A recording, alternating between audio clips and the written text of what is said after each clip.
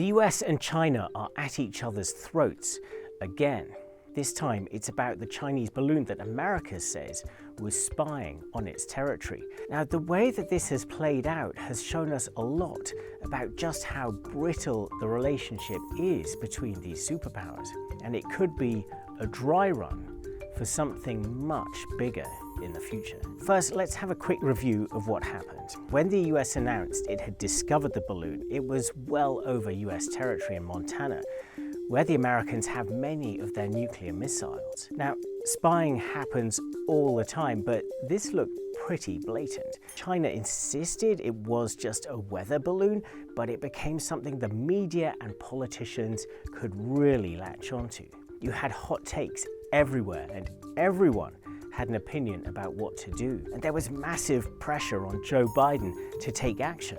He cancelled a trip by his Secretary of State to Beijing, and he ended up having the balloon shot down. The Chinese were angry about that, and Biden's critics were angry too. They said he should have done it much sooner. Now, this time it was just a balloon, but what if next time it's something more serious? Like a scenario that experts worry about, a scenario that could spiral out of control, all the way into direct conflict between the two superpowers. Imagine this. An American spy plane is flying over the South China Sea, and China sends a fighter jet to pursue it. The planes get so close that they collide and crash down into the sea. Now it's not just a balloon that's downed, this time people are killed. Now just imagine how this plays out. Both sides would blame each other, that much is absolutely for certain. They would dispute why it happened. They'd even dispute basic facts like where it happened. They'd dispute who had any right to be there. Media and politics would go into a frenzy. There would be massive pressure on both sides to respond in a way that looks tough. Now, we just saw the hot takes over the balloon. Imagine what they would be like in a situation like this when people had died. In a case like this, brinkmanship and grandstanding could lead to a very dangerous place.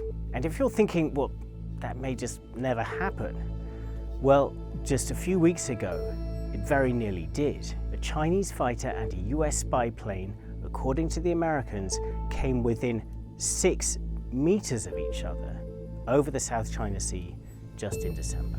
Okay, so back to reality. We can be glad that that hasn't happened yet. But what makes incidents like this so potentially dangerous is the lack of communication channels between the US and China. They simply don't have the military hotlines to handle something like this. Hotlines that helped the planet to survive the Cold War. The two sides had been talking about addressing that, and the trip by the US Secretary of State to Beijing that just got cancelled, well, that was meant to be part of the process. Now the challenge is to get that process back up on its feet again. If they fail, then next time it could be much worse.